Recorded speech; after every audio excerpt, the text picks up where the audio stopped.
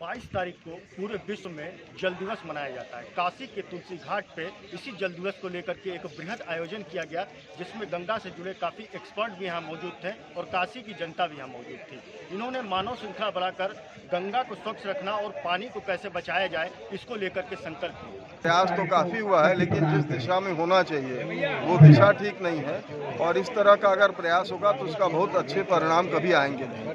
ये देखिए, इसका सीधा सीधा है, अच्छी टेक्नोलॉजी और अच्छी प्लानिंग जब होगा, और जो बेसिकली जो बनारस में प्रॉब्लम है वो रॉ सीवेज का उत्सर्जन रिवर में, वो जब तक नहीं बंद होगा, आप जो मन करे वो करते रहे, उससे कोई फायदा नहीं होगा।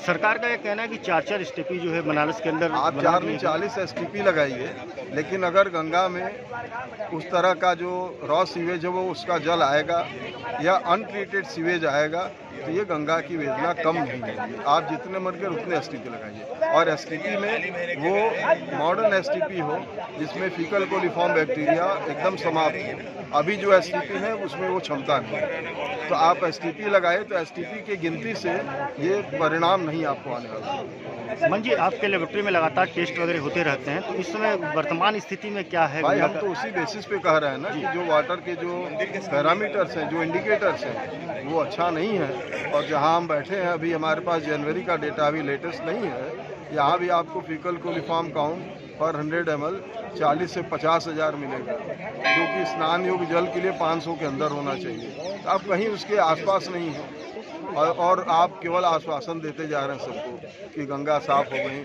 आचमन योग्य हो गई। तो जो लोग कहते हैं आके जरा आचमन करके दिखाएं हमको भी, हम भी देख लें। मेरा नाम पुष्पा राय है।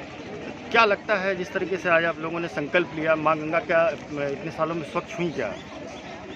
इतने सालों में पहले से तो बहुत प्रयास किया है हमारे संकट मोचन फाउंडेशन ने, और अब हम मदर फॉर मदर्स की महिलाएं भी उनके साथ हैं, और हम लोग मिलके बहुत, जैसे एक दीनापुर में है, सब सीवेज पूरे शहर का पानी वहाँ जाता है, गंदा पानी, और साफ़ होकर के जब मल एक तरफ निकाल दिया जाता है, शुद्ध जल फिर से वापस गंगा जी में डाला जा रहा है।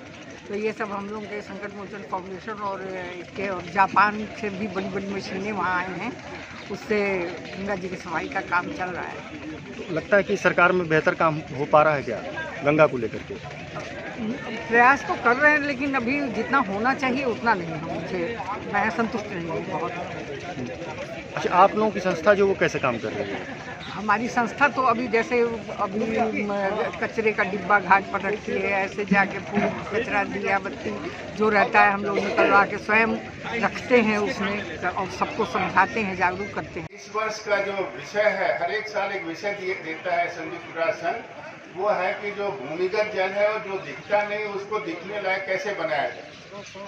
तो मैं ज़्यादा विस्तार से नहीं जाऊंगा, केवल ये बताना चाहूँगा कि अगर थोड़ा पता नहीं अभी वो सोते निकल के आते हैं घाटों की ओर से गंगा में कि नहीं, लेकिन हम लोग जब प्रारंभ किए थे अपना कार्यक्रम तो इस स्थान से लेकर राजघाट तक जो भ्रमण भी किया था, कुछ नापजोख भी की थी घाटों के किनारे किनारे, तो कम से कम आधे दर्जन स्थानों से स्पाउट्स, वाटर स्पाउट्स या सोते साफ पानी के गंगा में बह के आते थे और गंगा को जल पूरित करते थे। तो ये लोग, जो कुछ लोग ये जो मानते हैं केवल ग्लेशियर के जरिए गंगा में जल आता है, वो उनकी भूल है। ग्लेशियर से पानी जरूर आता है, स्रोत है वो, लेकिन भूमिगत जल से भी गंगा में बहुत पानी आता है, और उसमें हम लोगों ने उसकी ओर ध्यान नहीं दिया है, सरकार ने भी ध्यान नहीं दिया है। इतने सारे तालाब हैं इस स्थान के आसपास ही, कितने तालाब हैं, एक तो यहाँ पर लोलारा कुंड है, फिर दुर्गा कुंड है, फिर सूर्य कुंड है, और ढेर सारे तालाब हैं। आपको रेवड़ी तालाब है,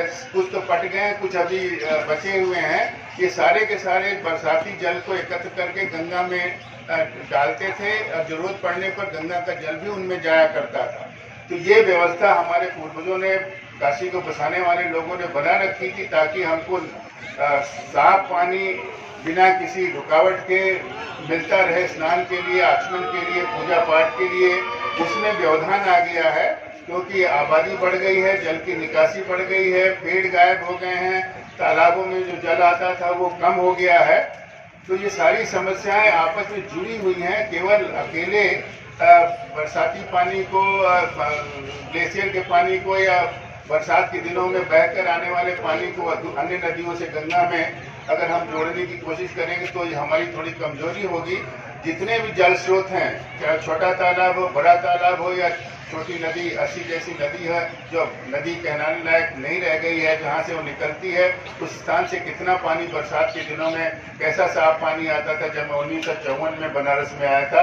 ये सारी परिस्थितियाँ बदल गई हैं और इसमें जब तक हम आप सभी नहीं जुड़ेंगे तब तक सरकारी कागजों में, अखबारों में गंगा जरूर साफ हो जाएंगी, आचमन के लायक हो जाएंगी, लेकिन वस्तुतः आचमन के लायक साफ सुथरी पुरानी परिस्थिति में तभी जा पाएंगी गंगा जी जब हम आप सभी मिलकर प्रयास करें, सरकार को बाध्य करें कि जो नाले गिर रहे हैं, छोटे हों या बड़े हों, उन पर रोक लगाई जाए, उनके पानी को ले जाकर कहीं सींचा जाए, उसका उपयोग किया जाए ताकि गंगा से कम पानी निकासी की जा सके। विश्व जल दिवस के दिन हम काशी के तुलसी घाट पर खड़े हैं और कहा जा रहा है कि गंगा जो है स्वच्छ हो चुकी है, लेकिन अभी जिस प्रोग्राम से हम लोग निकले वहाँ एक्सपर्टों का यही कहना था कि गंगा अभी स्वच्छ नहीं हुई है। इसकी कुछ तस्वीर हम आपको दिखाना चाहेंगे अपने कैमरामैन से कह करके कि यहाँ ये तुलसी घाट का ये गंगा का इलाका है और ये युवा कोठी से जो है यहाँ पे ये सीवेज का पानी सीधे गंगा में जाते हुए दिखाई दे रहा है।